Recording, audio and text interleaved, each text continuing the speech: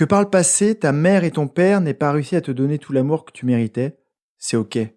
Mais qu'aujourd'hui, tes parents ou ta famille participent à te rendre la vie compliquée, c'est plus du tout ok. Écoute bien cet épisode.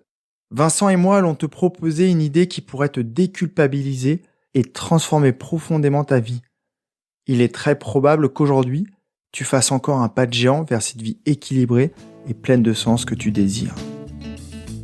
Salut à toi, tu es sur Dépasse-toi et je suis Sylvain Viens. Tous les mardis dès 7h, je te proposerai des idées pour comprendre ton fonctionnement, améliorer tes relations, trouver de la motivation ou encore développer ta confiance en toi. Et tout ça pour t'aider à créer une vie riche, épanouie et pleine de sens. Si tu ne veux rien louper et profiter de tout ce que j'ai à t'offrir, je t'invite à t'abonner à la newsletter sur mon site, sylvainviens.com.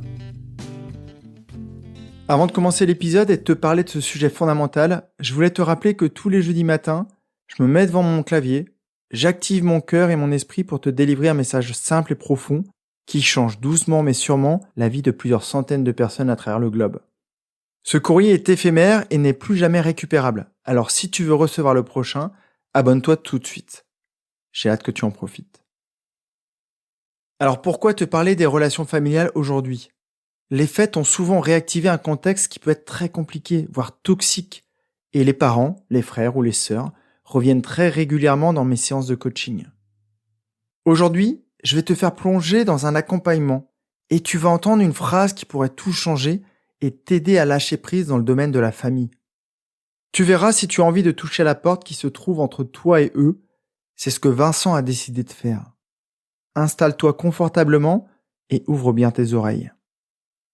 Pour que tu comprennes bien, je te donne le contexte. Je suis avec Vincent ce matin, on est après les fêtes de Noël. Vincent, c'est l'archétype même des personnes que j'accompagne. Il est très sensible, il est rempli de belles valeurs, le respect, la justice. Il a eu une enfance pas très heureuse, une adolescence où il se sentait en décalage. Il a poursuivi de belles études et a obtenu un boulot très gourmand en ressources. Il m'a consulté pour transformer ses comportements professionnels et reprendre une activité saine après un burn-out. Mais c'est pas de ça que je vais te parler dans cet épisode. Particularité, il n'a pas souhaité parler de ses parents, même s'ils sont revenus plusieurs fois dans son équation de vie. On est resté sur le pro, et un jour ou l'autre, je m'attendais à en entendre parler, car son estime de lui, la valeur qu'il s'accordait avant l'accompagnement, était bien trop faible par rapport à la belle personne qu'il était. Vincent a choisi ce matin-là pour m'en parler, et voici ce qui s'est passé. On est mardi, il est 14h50, je m'installe et je fais une petite méditation.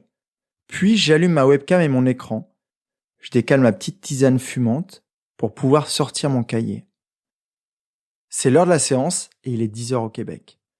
Là, je retrouve Vincent, mais pas celui que j'ai vu fin décembre. Il ressemble plus au Vincent en situation de burn-out de fin septembre, 3 mois plus tôt. Je vois des cernes sous ses yeux, ses cheveux sont en bataille, il est mal rasé et il fait sa tête des mauvais jours. Ma première question pour lui, comment tu te sens Vincent ce matin ? Il est comment ton ciel ? Il n'a pas le temps de répondre que je vois des gouttes sortir de ses yeux déjà super rouges. Et il me dit, j'en peux plus d'eux. Je lui laisse le temps d'attraper un mouchoir et de lâcher son émotion. Je patiente en le regardant droit dans les yeux. Ok, veux-tu me parler d'eux ? Qui sont-ils ? Il me répond, tu vas penser que je suis un mauvais fils. Et après une hésitation, il rajoute, ce sont mes parents. Je suis tellement en colère contre eux et pourtant je me force. Je leur ai tant donné. Ça devient un déluge sur son visage. Il s'arrête à nouveau pour reprendre un mouchoir. Je le regarde avec ma plus grande bienveillance. Il reprend son souffle et continue. Je ne voulais pas t'en parler car j'ai déjà vu des psys à ce sujet et jamais je n'ai trouvé les clés. Je lui réponds, ok. Et ce matin, là, tu veux qu'on regarde comment trouver ces clés ? Vincent me dit, il faut, sinon je ne serai heureux que quand ils me quitteront. Et il poursuit, ma mère est comme moi, enfin l'ancien moi, celui que tu as connu il y a 3 mois, hypersensible, beaucoup d'amertume, de jalousie, de tristesse. Elle est remplie d'émotions négatives mais ne s'en rend pas compte. Mon père est un peu absent. Il était là, mais pas vraiment. Il acceptait tout et a participé à sa manière. Je pensais qu'en m'envolant du nid pour mes études, mes problèmes allaient y rester. Mais non. Depuis 20 ans, j'en souffre encore. Il se remet à pleurer. Ok Vincent, avec ces clés, tu veux ouvrir ou fermer la porte? J'aurais tant aimé te dire que je veux l'ouvrir en grand, mais là, je n'ai plus ni l'envie ni la force. Noël a été pire que d'habitude. Avant, ce n'était pas un moment toujours agréable, mais là, et à nouveau il baisse les yeux, sa tête s'incline vers la gauche, vers la droite. Et puis il me regarde et me demande « Tu veux que je te raconte ?» Je lui réponds « Vincent, est-ce que ça va nous aider à trouver les clés ?» Non, je ne pense pas. Je reprends la parole. Ok, de ce que je comprends, tu ne veux plus laisser la porte ouverte comme aujourd'hui. Alors tu en fais quoi de cette porte? Je veux la fermer. Peut-être pas à double tour, mais j'y arrive pas. Je veux pas que cette relation impacte ma vie à moi, encore moins celle de ma femme et de mes 2 enfants. J'ai déjà trop donné. Ok, devant cette porte, il y a quelque chose qui t'empêche d'y entrer la clé? Il va prendre 1 minute. Bah oui, c'est ma famille. Ce sont les personnes qui m'ont donné la vie. On ne peut pas se séparer de ses parents. Et il s'arrête là comme si c'était une vérité vraie. Je répète sa phrase. On ne peut pas se séparer de ses parents. Mais qui dit ça? Il va réfléchir plus de 30 secondes, voire 1 minute. Et il me répond. Bah je sais pas en fait. Je lui laisse encore le temps de reprendre ses esprits et je le questionne à nouveau. Vincent, est-ce que tes parents sont responsables de toi? Il relève la tête et me répond très rapidement. Bien sûr, ils m'ont mis au monde. Ok. Et toi? Es-tu responsable de tes parents? Et là, il reste me dévisager pendant au moins 1 minute. Et il ne dit plus rien. Vincent me connaît bien et il sait que j'ai plusieurs rôles. Quelquefois, je retire ma casquette de coach pour lui proposer des idées. C'est ce que je fais là. Et si je disais que tu n'es pas responsable de tes parents?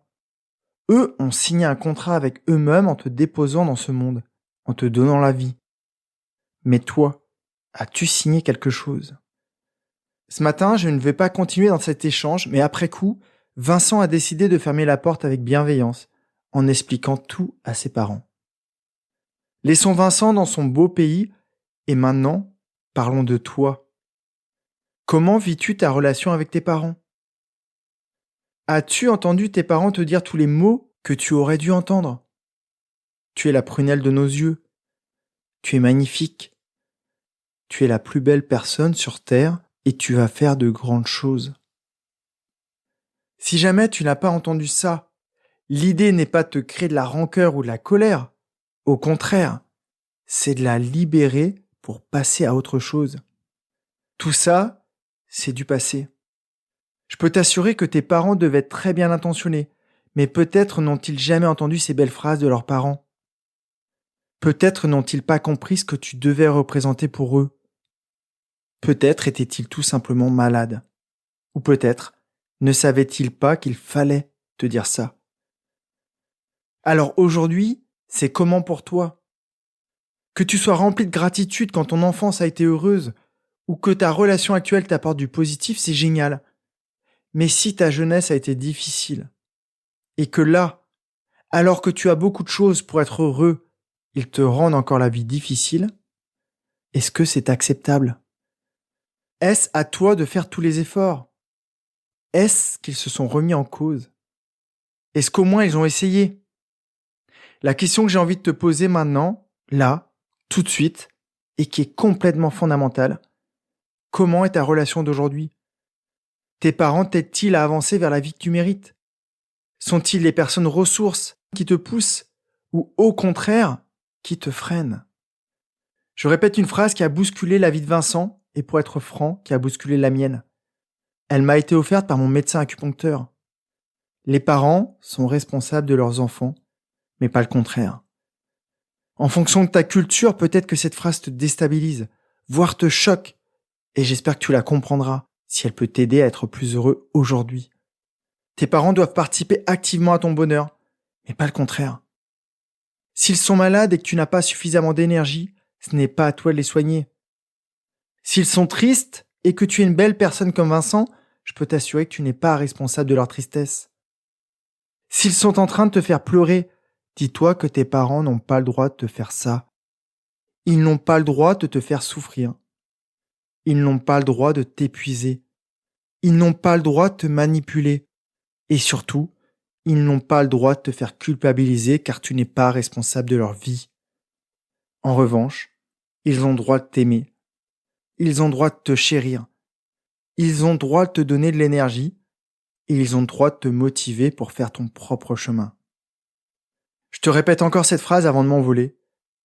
Les parents sont responsables de leurs enfants, mais pas le contraire. Tu n'as pas forcément à faire comme Vincent et fermer la porte, mais sois conscient de son ouverture et vois ce que tu veux faire de cette clé. Si tu penses que cet épisode peut aider quelqu'un de ton entourage, partage-le lui tout de suite. Il t'en sera très reconnaissant. Prends vraiment bien soin de toi. Je te retrouve jeudi dans ta boîte aux lettres. Passe une magnifique journée. Bye bye. Si cet épisode t'a appris quelque chose, n'hésite pas à en parler autour de toi. Dis-toi qu'à chaque fois que tu m'aides à le diffuser, tu fais tous les jours un peu plus pour aider tes proches et influencer positivement les gens qui nous entourent. Je te remercie très sincèrement pour ton écoute et je te souhaite vraiment le plus beau pour la suite.